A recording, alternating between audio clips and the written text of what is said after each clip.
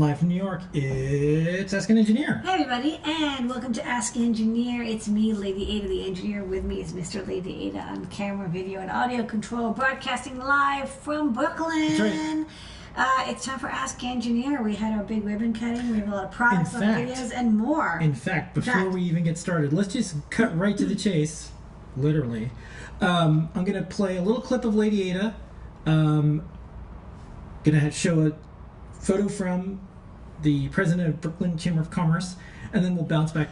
For folks who watched Desk of Lady Ada, we were kind of fresh off the high of a fantastic event. During our manufacturing section, we'll show a speed up of the festivities. But here is Lady Ada getting, they don't do like a key to the city now, they give you a plaque for being in business. Cool. Yeah. It's a drawing. Yeah, it's cool. So it's a Brooklyn city and has an Adafruit name on it, and they do all sorts of things like made in Brooklyn, where we might be able to put that on our product and all sorts of cool stuff. And then here's the highlight, and I'll talk about what this is in just a second. Okay, ready? Look at me. Look over.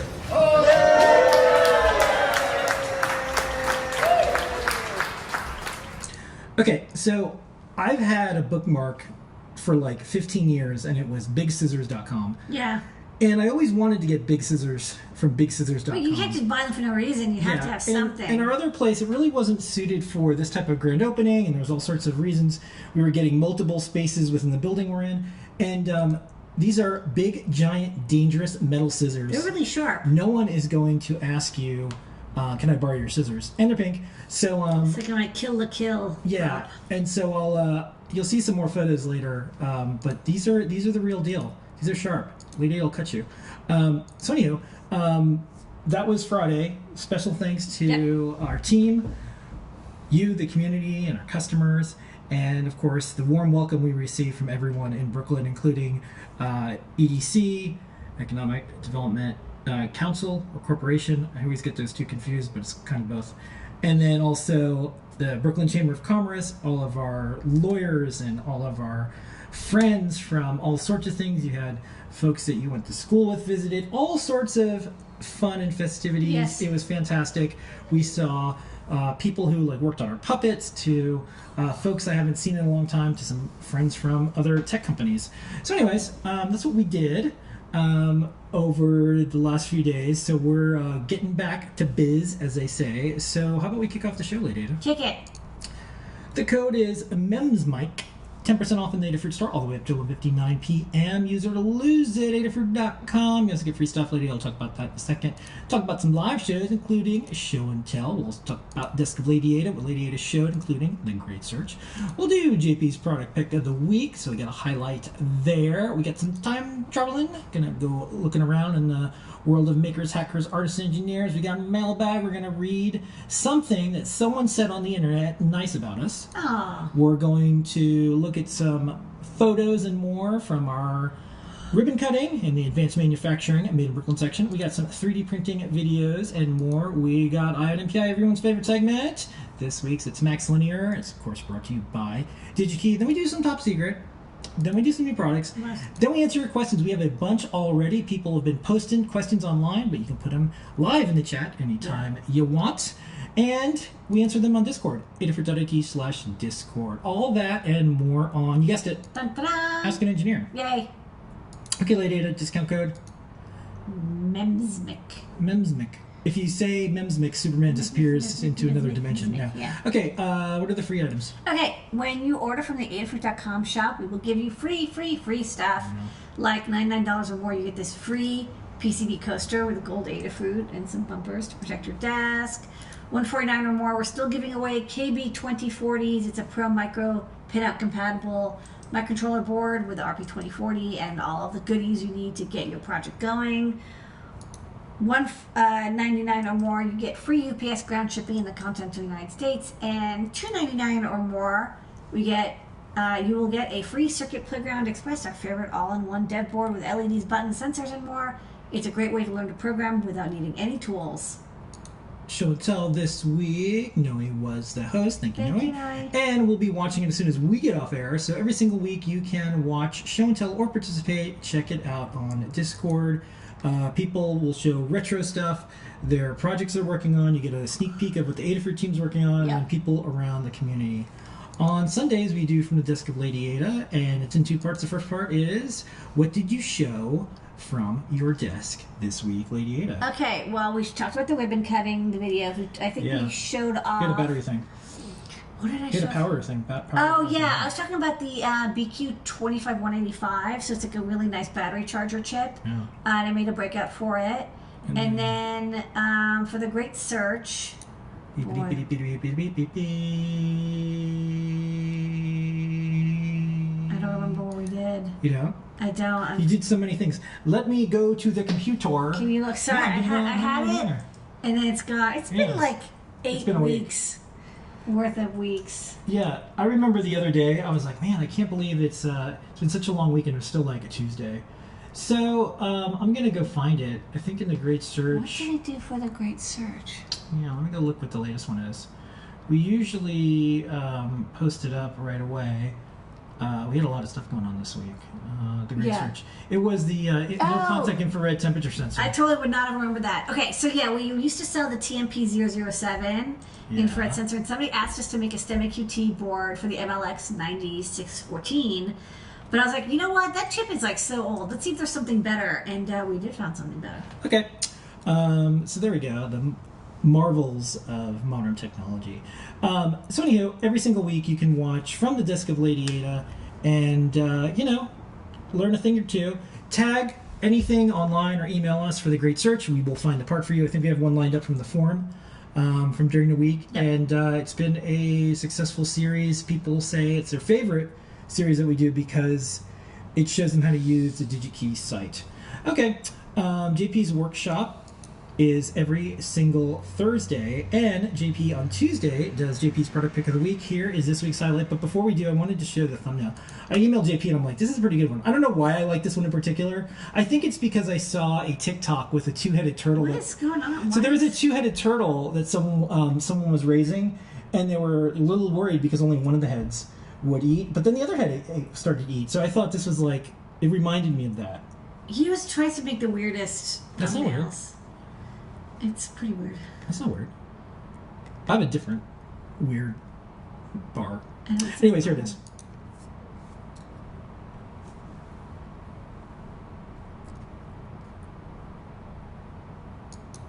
I totally made a mistake. I grabbed You got the entire video. I was wondering, I was like, why did it say 19? I grabbed the entire video instead of just the clip today. Yeah. That was my mistake. So please go to the YouTube page and watch JP's product pick of the week Why highlight. does he have that Unless you want to weird watch his graphic? entire show for 20 minutes.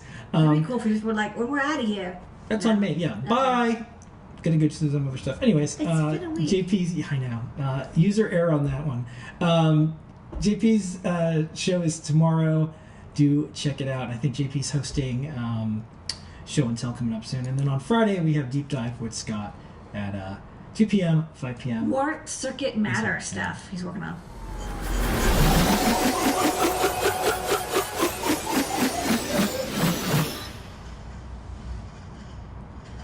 All right, time travel. I'd like to go Okay. back to when my mind worked perfectly. Now it just does the best it can. So, anywho, this week, Adafruit Internet of Things monthly newsletter is about to drop. If you sign up right now at Adafruit Daily, because we have a separate site, adafruitdaily.com. We don't want anyone to spam you.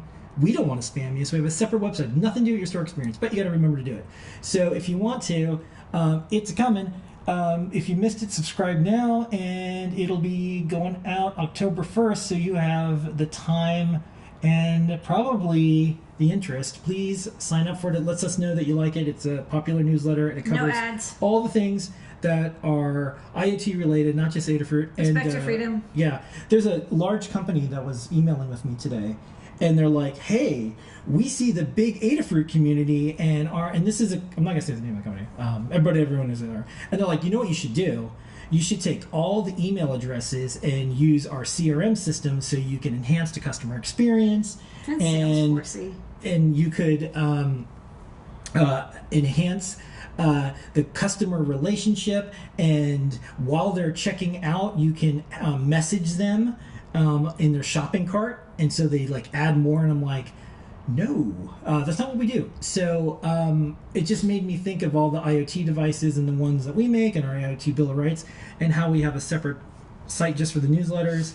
And I just explained, I'm like, I think there's probably money left on the table, but our customers stay with us longer than just being burnt out from ordering one thing and then trying to figure out how to never, get another email or notification. Or I don't like when I go to a website and then 5 minutes later I get an email that says, "Oh, you didn't order anything," for some reason, because you're logged in somewhere. Now we're gonna hassle you forever. I don't like that. So, anyways, do check out our Internet of Things newsletter. We've been doing so much with It's a Snap and Whippersnapper and Adafruit.io. We've been making a lot of improvements. Yeah.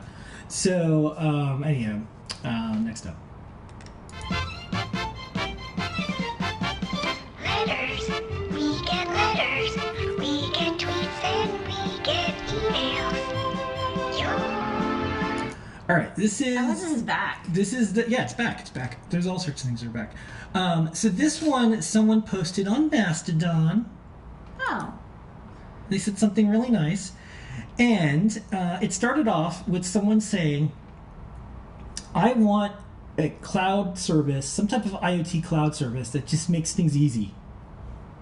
And someone came in and said, hey, to set up sensors, if you want to set up sensors but hate the idea of having to set up your own MQTT broker, some sort of system to graph it all in a database, then Adafruit.io is the way to go. They even offer 25 SMS messages a day on their Pro plan, not the free, and allows for 60 data points per minute. If their service site is right, their services are really rock solid too. It's true.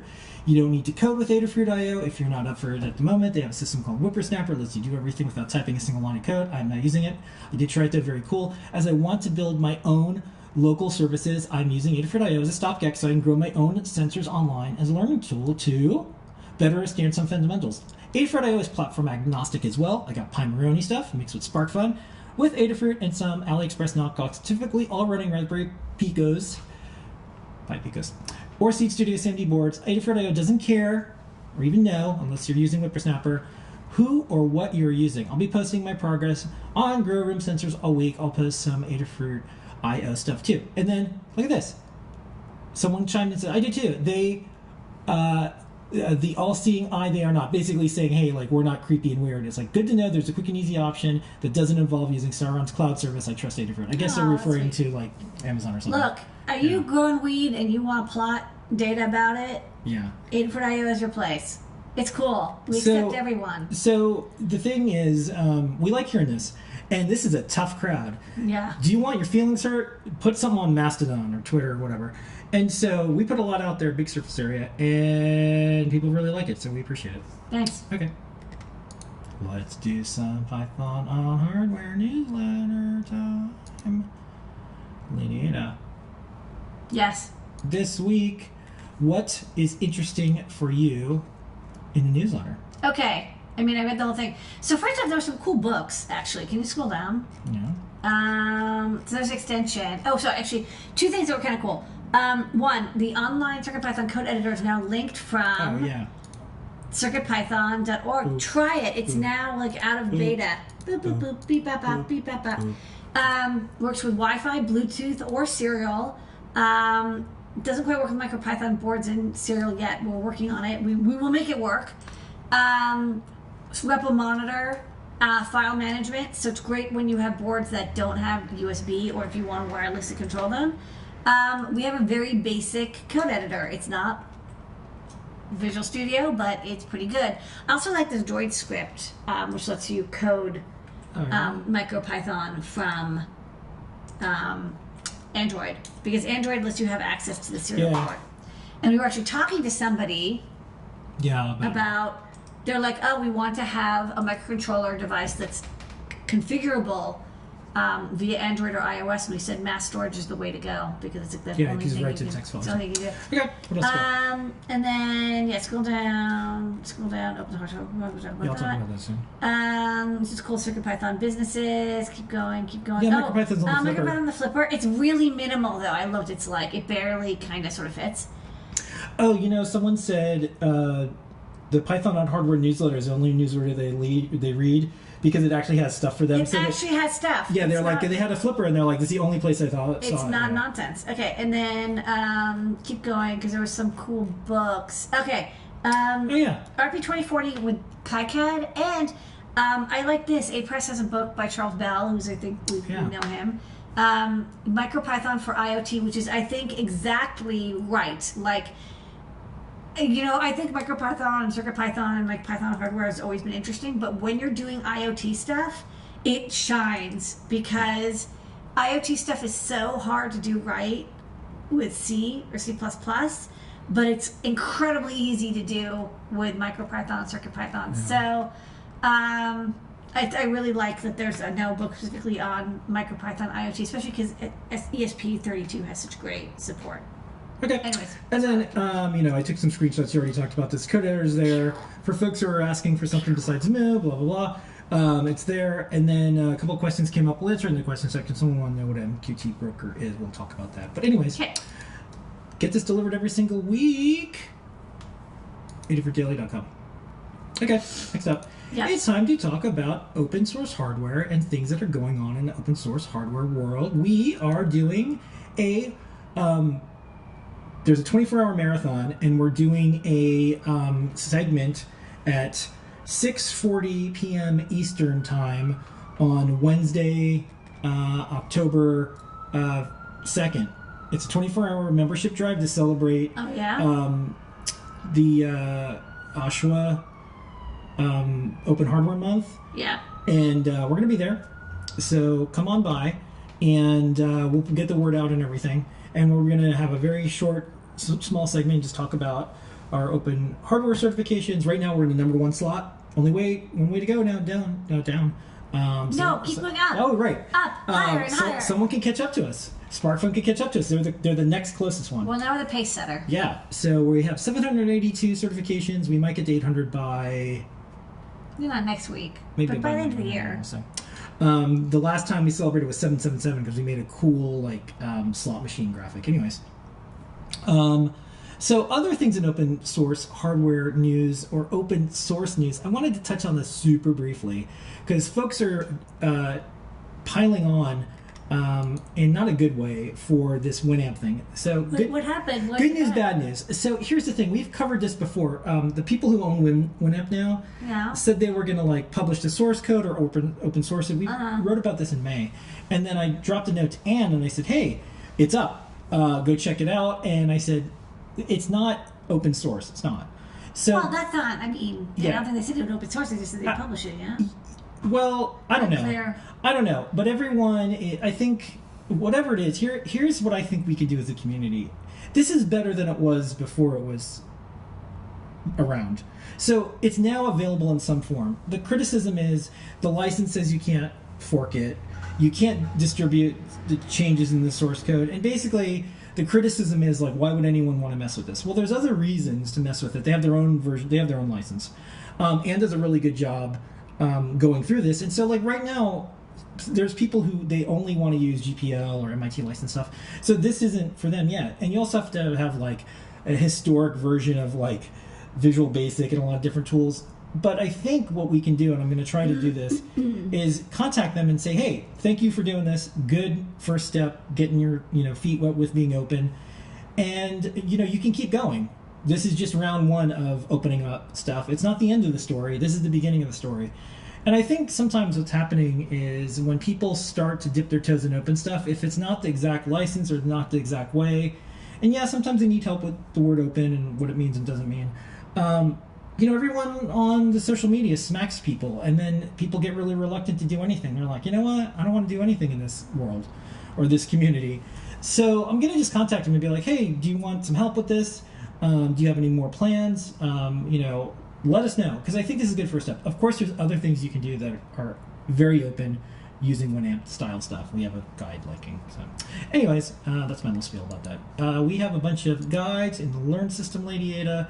What is on the big board this week? Okay, we have a couple guides that just came in. Some were from a while ago. So last week, I think we had the It's a Snap daily weather forecast board. So we're showing off this app that we wrote called It's a Snap that lets you take data from your iOS. Well, I'll show a video, but lets you take data from your iOS device, so iPads, iPhones, or even Macs that can run apps, and can take your health kit, home kit, or data from your phone and send it to Adafruit.io. So it's like a really cool way to glue the information from like your mobile and personal life that you choose what you want. It's not like doesn't suck everything up. You send what you want Adafruit.io, and then you can interface it with microcontrollers. So this is a demo that just uses the weather data from your phone and then displays it on a Matrix Portal S3. I've also got a guide for a product coming next week. We didn't make it in this week for a DRV Hall effect sensor from Scout Makes. We've also got the guide finally for the Feather RP2350 board with HSTX. This we actually have quite a few in stock. If you want one, get one, because we have a couple hundred, but they will run out. A project for these 3D printed Lego compatible server mounts that we also put in the store last week. So we're experimenting with a new thing where Noah and Pedro design really cool, useful widgets that are 3D. You know, you can 3D print them, and we give away the files, and it's truly open source. Do whatever you want. But for people who don't have a 3D printer, or they don't want to wait for a service, or they just want like instant gratification, we also stock the parts in the shop. So like I think this will let people make more projects than ever.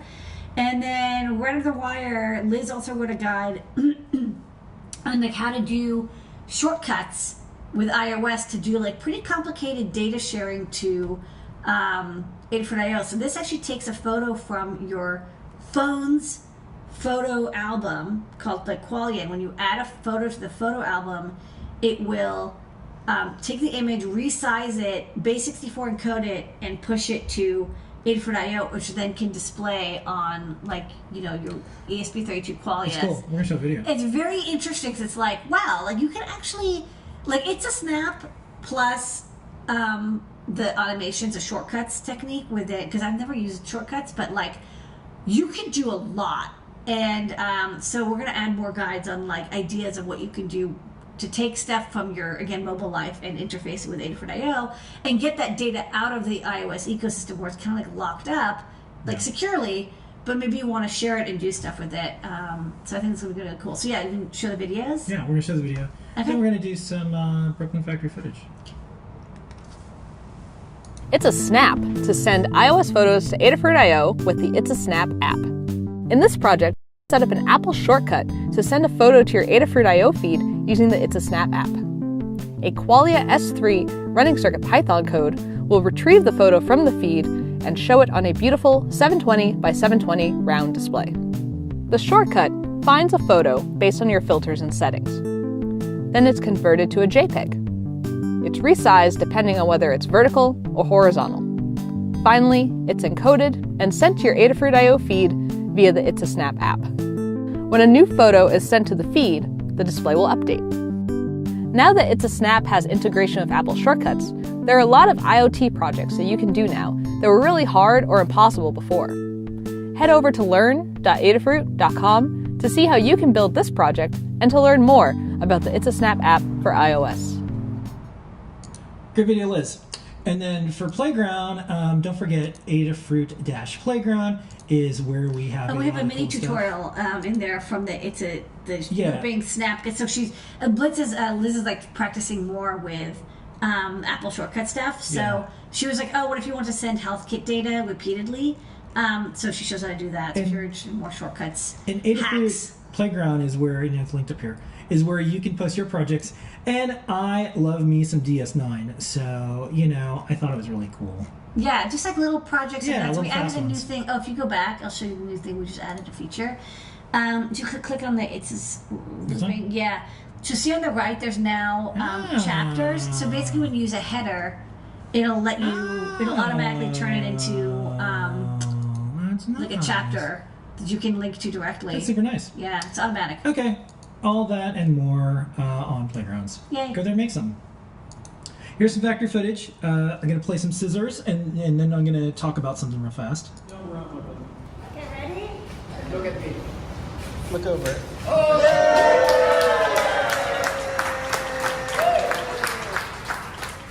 Okay, this is not all of the Adafruit team. This is everyone who stuck around kind of way later. And we don't actually force our team to have a photo or anything. But one of the things I liked about this is if you're familiar with The Shining, there's this cool photo at the end where it's like, oh no, he was the caretaker of the Overlook. I thought that I did a pretty good job of capturing Kubrick's vision in my reenactment here. The scissors. Anyways, so thank you everyone who stuck around for the photo. This is some of the Adafruit team, and I thought my posing was creepy. I'm normally not in the photos. I'm usually taking the photos, and so I'm going to do the speed up. We had a GoPro mounted, so you can check that out.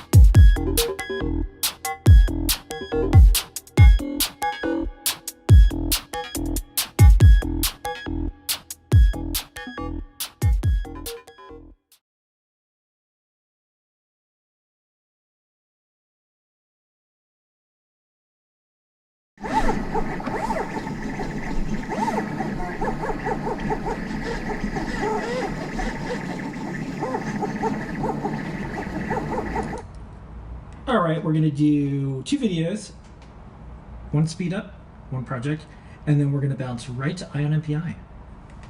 You can upgrade your LEGO builds into animated moving works of art with microservos and Adafruit's prop maker Feather RP2040. We designed custom LEGO compatible mounts for SG9 microservos using SLA resin from JLC PCB's 3D printing service.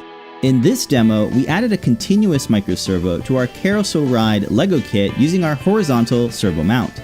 The prop maker Feather powers the continuous servo, making it really easy to plug and play. The servo mount comes in both horizontal and vertical variations, allowing you to choose the right orientation for your LEGO builds. They feature LEGO compatible tubes on the bottom that have been thoroughly tested for creating that perfect snap fit. Just use the included mounting screws to secure the microservo to either of the 3D printed mounts. These are now available to purchase from the Adafruit shop, so you don't need to print them yourself or wait a week to have a service print them for you. The Prop Maker Feather LEGO compatible mount features a low profile plate for fitting into those tight spaces. It's got a series of tubes on the bottom and 4 built-in standoffs for securing the board with machine screws. A mini slide switch allows us to easily power our builds on and off, so we designed a little holder that also has LEGO compatible studs.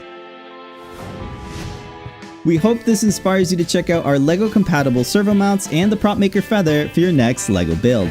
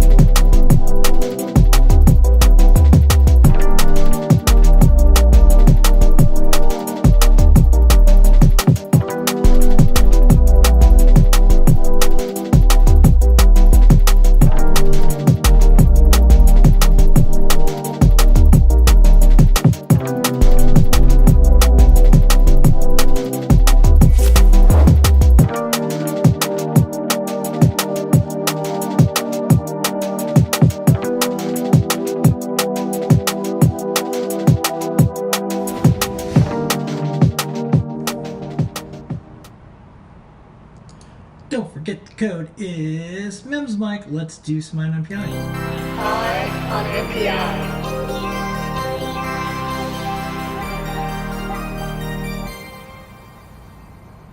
On NPI, brought to you by DigiKey. This week it is Max Linear. Lady Ada, what is the new product introduction of the week this week? I'm glad you asked. This week we're doing Max Linear and their MXL 8321X series of chips. There's the 1, the 2, and the 4. I'll talk about that. These are transceivers for RS-485 or 422. Same things. One's kind of possible to make bidirectional and one isn't. They're nicely high-performance transceivers. I like that they come in 4 variations from 250 kilobits up to 50 megabits per second, so very high speed. They work with 3 or 5 volts. They have extended temperature. They're hot plug safe. They have like fail-safe protections. They're meant for rugged implementations of RS-485 or RS-422. If you're wondering, like, what is that used for? You don't have to use them for DMX, but a common use for RS-485 is to be the lower physical layer for RS-485, which is a control system for special effects and AV equipment. It's a really old protocol. It's been around for a long time. You don't have to use it for that, but that's kind of the most popular. And in case you're wondering, I looked it up, and no, DMX is not named after the protocol. It's a totally different name.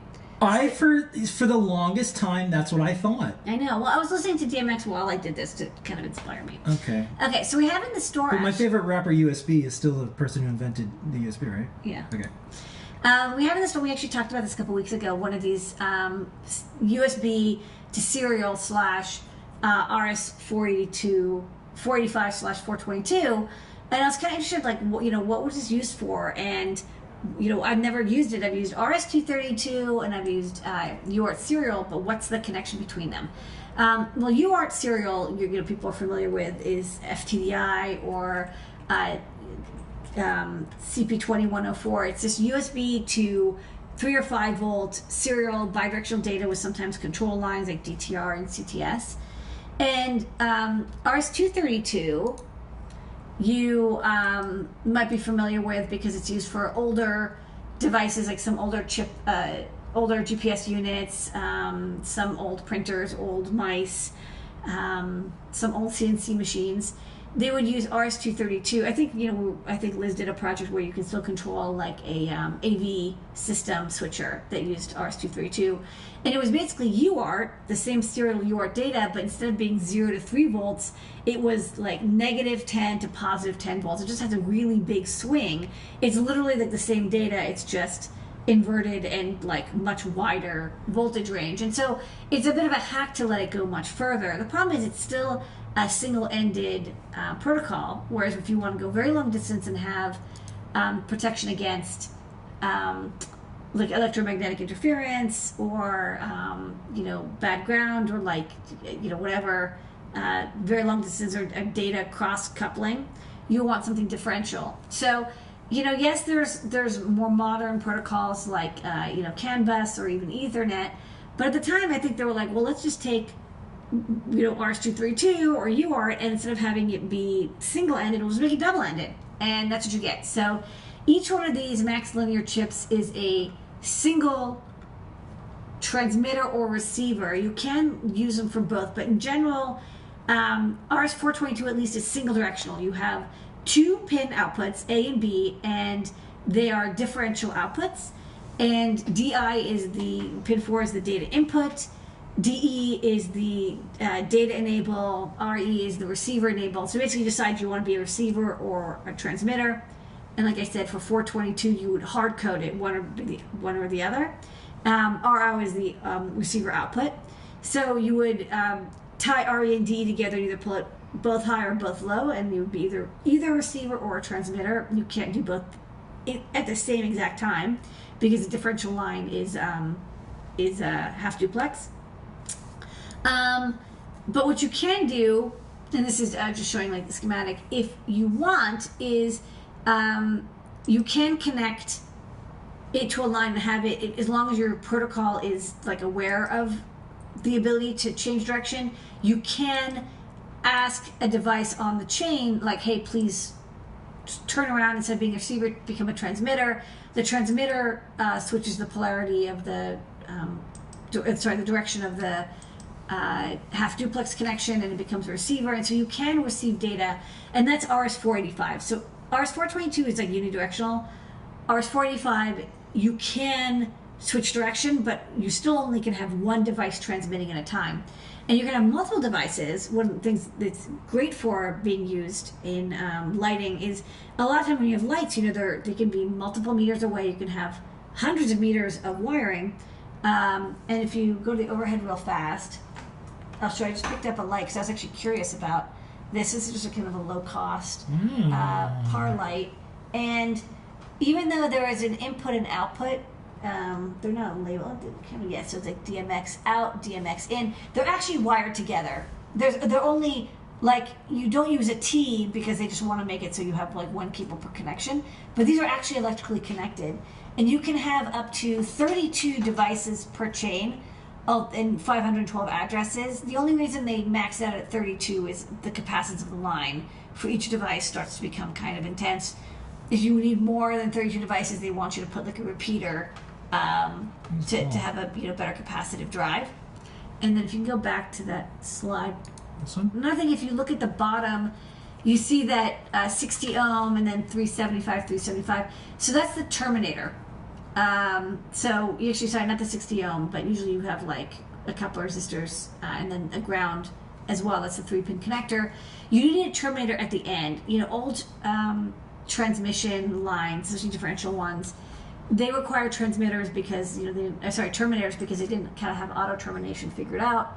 It's not a big deal, but if you have very long lines, you'll want to either buy a DMX terminator or build one yourself just by connecting some, like you can see 120 ohm or 60 ohm resistors on the end.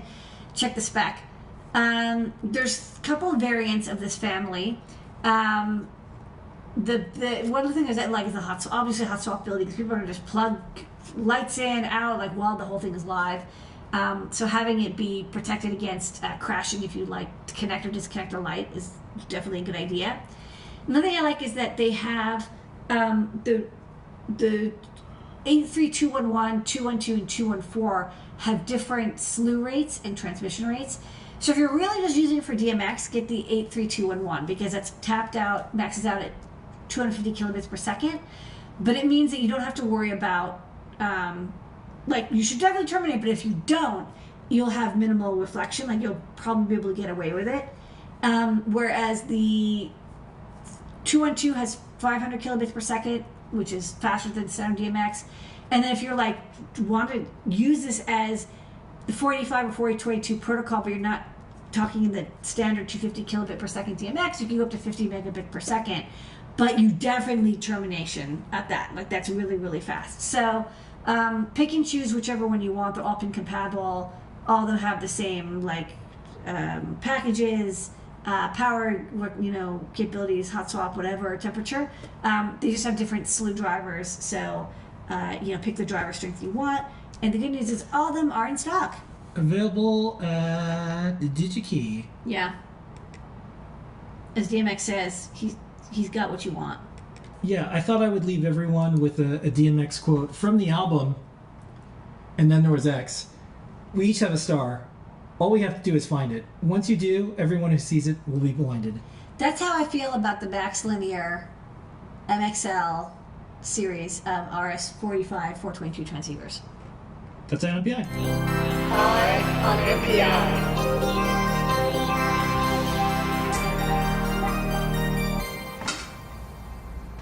Okay, the code is MEMS Mike. We're going to jump right into new products later. That's right.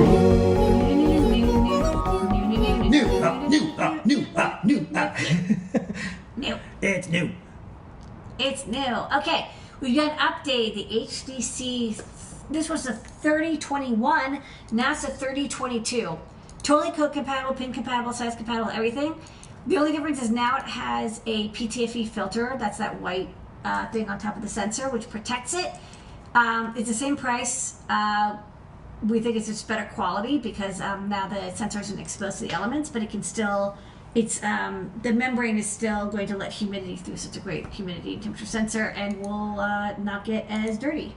Okay, next up, this is coming soon. Coming soon, our friends at iFixit designed a USB-C 100-watt portable soldering iron with replaceable tips, and they really know what they're doing and what they're talking about, and I love new designs. So it's coming soon. It doesn't come with a USB power supply. I do want to clarify that. You will need a 100-watt power supply, but here's the thing. If you're working and you have your laptop power supply anyways, now you can use it with your soldering iron. That's why we figured you're BYO B or P for this. So the other thing is, on Hackaday, there's a cool article where they like logged into it and there's like, you know, a terminal. Yeah, it like runs like... There's cool stuff about it. Like a control interface or a serial port. So we'll have the soldering irons. I forgot how much they are, but they'll be in the It's like $75. It's like, $75 or $79. Okay. A really nice build. I mean, like, they're the pros. And what type of tips does this use? It uses a plug-in tip, which there are going to be multiple variants available. Yeah. It's shipping with like a kind of standard conical tip, but if you read the article, it's like there will be multiple tips available. It's just they're launching with like one tip, but they're replaceable. Next up, we have the Lana from Fix. It's not a cutie pie board, although it's kind of similar shaped. It's their own layout, but it has a lot more pins. So like you see, it uses the same pinout as the Xiao or cutie pie boards, but there's little pads in between. So if you need more GPIO, that's available. And this is the CH32V302G6, I think.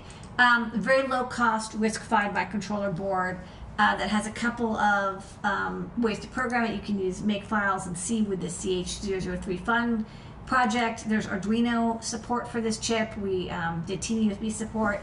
It's very low cost. It's definitely fun. It's not for beginners, but if you really like this chip, there's more GPIO than ever now on the Fix board. Lana tiny. Lana tiny. Okay, next up, by request, we've had a USB-C breakout, but folks were like, I want to go low. I want to go lower. This is it's a low rider. It's a like inset USB-C connector, which sits flush with the bottom of the PCB. I've seen this a lot in keyboard microcontroller boards, but I thought we'd make a breakout for it just to test it out, and then maybe we will make like a keyboard. This is cool. Yeah, that's cool. Nice. Yeah, it's basically like your standard USB-C, but it's just like, it's much slimmer. Yeah, okay. Next up, we have, this I definitely have to show a demo because it's confusing. This is a double-sided LED strip.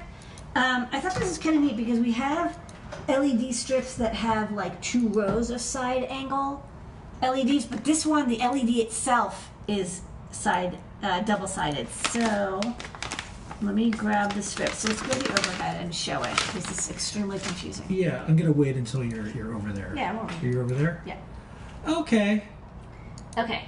So autofocus. So this, you see, it's a side lit NeoPixel strand, but the LED, it's like it has 2 sets of emitters. So if I remove this and then I plug it in here, my little driver board, you'll see it emits out the front, and then you can actually sort of barely see here. Back it up. Maybe I'll wait till it's. Sorry. Oops. Okay. So I just stopped the data line. So it's lit from both sides. Wow, it's so bright. I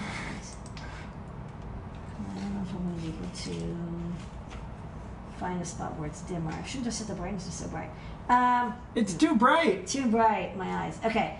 Basically, it's so bright because the LEDs are double the brightness. They have emitters on both sides. It also means they're much skinnier than the other double-sided, but this would be really good for edge lighting where you want to have a channel cut and then edge lighting from both sides. And it's very slim. It's only like 10 millimeters wide instead of like the other one, which is like 15 millimeters wide. Okay. Very bright. And we also have, the other one. This is it's this non-right angle, it's vertical style. But what I like about this is that it's very high LED density. It's 100 LEDs per meter, and it's got like a diffusion silicone bead. It's not like 100% perfectly smooth, but it's way, way, way smoother than the LED strips. Here it comes. It's bright. I know, it's so bright. It's much, much smoother than individual dots. Like from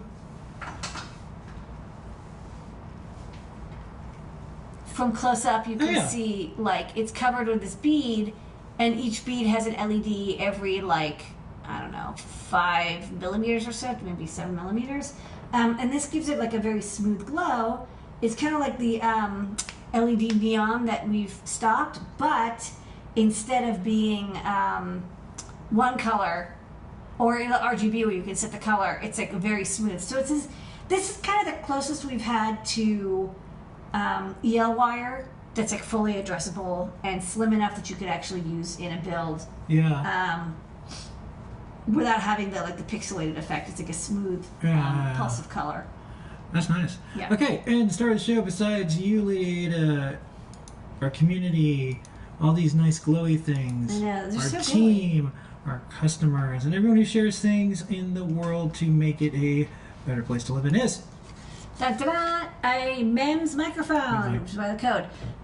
We had a few people email us and ask for us to carry another MEMS microphone. So this is an I2S output mic, which means you can connect it directly to microcontrollers or single board computers without drivers, without special kernel things, without I2C command writing, without PDM decoding. It's a MEMS mic, and no need analog input. It just spits out true I2S data when you send it clock and left-right signal. Hook up two of them together and you can have stereo because one will transmit on the left side, one on the right side. It's the same pinout and shape as our SPH 34 something 628, but this is using TDK InvenSense's ICS series of microphones, which people really like. Again, very high quality, very easy to use, and pretty inexpensive. If you just need a microphone added to your ESP32 or Raspberry Pi, and you don't want to have a whole codec, this will do the job great. Disney products.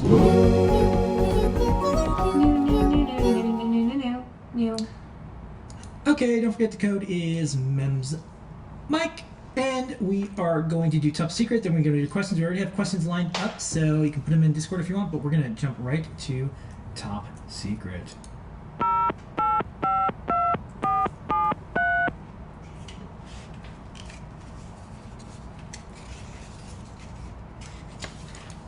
Okay, we're going to play a video, and then we're going to show you 3 new things. All right, Lady Ada, what's this? Okay, so a few weeks ago we released our Feather RP2350 featuring, as you may guess, the Raspberry Pi RP2350 dual-core Cortex M33 or RISC-V Feather board. And one of the cool things that we added was an output for the high-speed transmission. So this is 8 pins that are designed specifically to drive stuff like DVI displays, and you don't need to use PIO, you don't need to overclock the chip. It's like a high-speed peripheral. So today I got and put together a prototype for a DVI converter from the HSTX 22-pin cable. This is the same cable pinout that the Raspberry Pi 5 uses, so it's like a semi-standard. And then we have CircuitPython support for DVI output on the HSTX. So this is the demo, and I can print hello, and then it shows up over here because you get the REPL mirrored. And then the demo we've got is it displays a bitmap image. So this is just a color test. So you can see there's color output, and we can display a bitmap image. It does some dithering as well. So this is good to go. I also hooked up I2C so it can read the EEPROM of the DVI display. And you can connect it to any HDMI monitor. So this will be coming soon to the Adafruit shop. A lot of people have questions about that. We're going to get to those because we have them ready. Lady, Yeah. what is this, though? This is me revisiting another chip that didn't make it to the or a prototype that I designed during the part shortage and then didn't send out. We covered the LPS28 on a previous INMPI, and then I realized, and then prices for them were really ridiculous, and then I randomly checked today and was like, oh wow, the price is reasonable again. So I ordered the prototype PCBs. Yeah, well, what's this? This is a breakout for the chip I talked about on Death Giveaway the ADA, the BQ25185. It's kind of a nice, inexpensive, all-in-one LiPo or LiFe lithium ferrite phosphate battery charger, multi-chemistry, multi-current, nice status LED output, proper power management, so the load is separate than the battery. I thought we might use this on some of our feather boards, and so I wanted to try it out to make a breakout board. I also like that it's can handle solar input, which is cool. That's nice. We're Yeah. going to be doing some solar stuff soon. Okay. Yeah. What's And this? then this is another little board made with that same chip, except this one has a 3.3 volt buck output. So it's like an all-in-one battery board for 3.3 volts with LiPo. Just top secret. Top secret. Okay, don't forget the code is MEMSMIC. There's a bunch of free stuff you can get, but we're going to do questions now. Questions.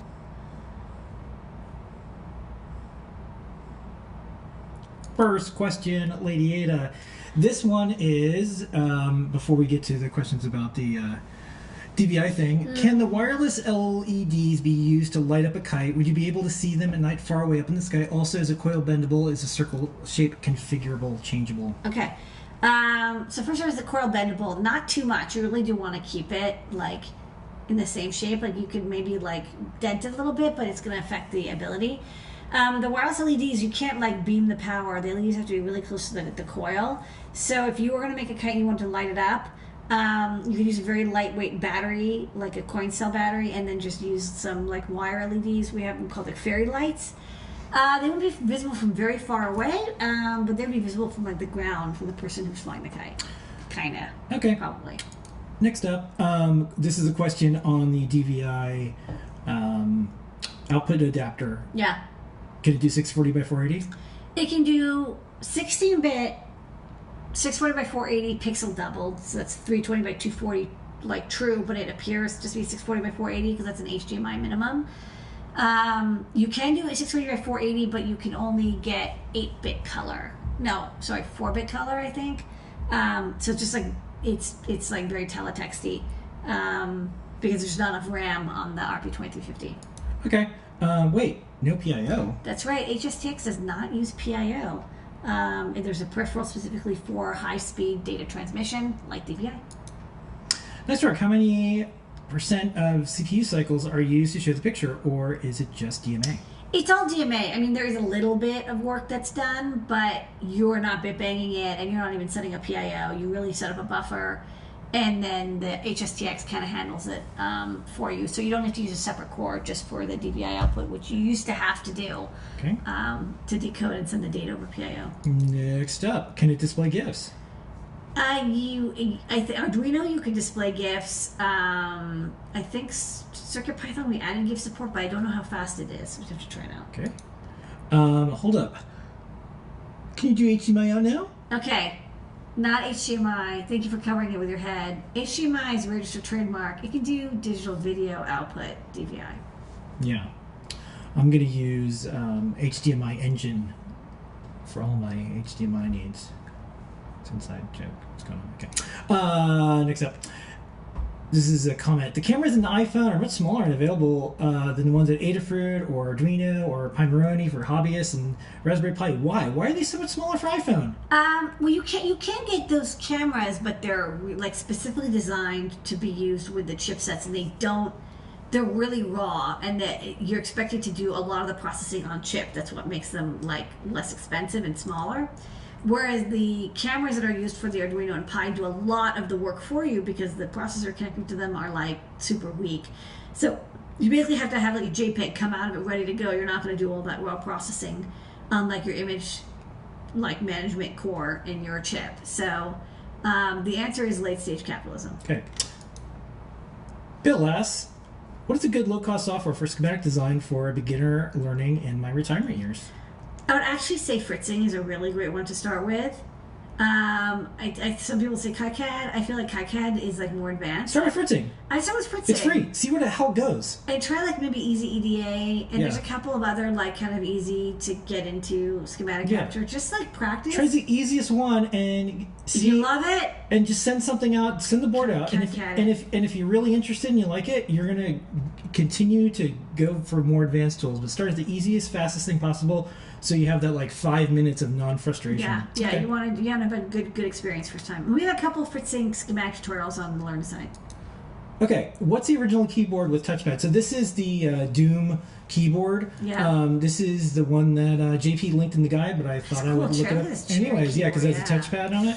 So you can get a DigiKey. They have them in stock, and it's kind of cute. This is so used for like industrial. It's so like every time you're at the doctor's office and they're like, we have some weird ass interface, or like go to like B&H. Yeah. That's what they use. It's cool. And Cool. then, did I read this correctly? Does a keyboard type the binary code for running random application? You could. It doesn't. Our project doesn't, but you can. Yeah, you could do it, but for sake of speed, we just have the microcontroller contain the exe, and it types the command into the Windows start bar to run it. Okay. And this is from Discord, then we'll do a couple more from live Discord. Yeah. Is having through-hole pin headers a requirement for being a feather, not a wing? I am thinking surface mount pins on the bottom and more board space on top, feather and wing size on the does not mention this. You know, you don't have to. I think it's a good idea. But you don't have to, as long as the pinout is the same and the overall like shape and holes are in the right locations. Okay, and then one's from Discord that came in. What's an MQTT broker? It's a server that runs a computer that listens for data from your IoT sensors that almost all use MQTT, and MQTT is very lightweight and easy to use. It's not heavy like HTTP, and so it's good for sending little packets of data for low power microcontroller projects. Started on oil pipelines and satellites, and then Facebook Messenger. Now Facebook Messenger, and now Adafruit.io uses it. Okay. I hope Adafruit carries the SMD LEDs that make up the new dual side emitting strips. I know. I'll check it out. It's kind of cool. Okay. With CircuitPython 10 coming up soon, are you guys planning any big event or something special? Maybe we'll do 11, because 11 is better than 10. I don't know. Good question. Does the high-speed HDMI output audio from the RP2350? Yeah, it's not HDMI. It's DVI, which doesn't have audio, so it's just the digital part. Okay. You could, in theory, also have I2S audio come out, and there's probably like a way to mix, because like HDMI audio is actually I2S encoded within the DVI frames. I'm pretty sure, or like something similar. There's probably a mixer chip, but I don't know. But it doesn't do it automatically. Okay, can you control address each side of the double-sided LEDs or each LED? And then we'll go to the other one. No, it's like one LED, and it just emits both sides. Okay, and then when do you think the product 6003, the Metro RP2350, will come out? I gotta totally redesign it. And then last up, someone was asking about the Stemma button QT board. We're working on it today. Yeah, we're working on it today. Sorry, like the person who's working on it went on an amazing vacation, which is so cool, but it got a little bit lost while they went on this amazing vacation, which is totally well deserved, and they're back now and working on it. Okay, so they're working on it. All right, and with that is our questions that came in and more. Please tag us, put them up online, do all those things. That is how we answer your questions on Ask an Engineer. We do it every single week. Don't forget the code is MEMSMIC. This has been an Adafruit production. Thanks, everybody. We'll see everybody later. Here is your moment of Zener. Bye.